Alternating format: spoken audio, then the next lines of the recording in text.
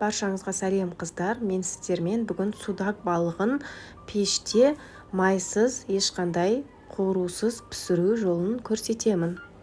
Қуырылған балықты жеп жалыққан болсаңыз, осылай жасап көріңіз, өте дәмді, нәзік болып шығады.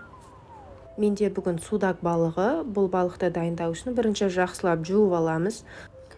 Формаға пергамент қағазын төсеп, балықты салып, үстіне оливковое масло құйып араластырамыз. Жақсылап араласқан балыққа үстіне қалған приправаларыңызды, қызыл бұрыш, қара бұрыш, паприка, тұз барлығын қосып араластырамыз. Приправа тұзбен араластырып мыжғылап алған соң үстіне лимон шырынын құйып жіберуге болады.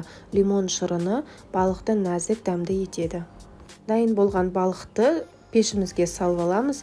180 градуста 35-40 минут пісірсеңіз жеткілікті.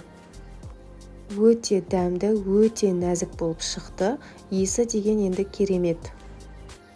Балықты қалауыңызша кез келген гарнирмен берсеңіз болады. Мен бүгін гречкамен бердім.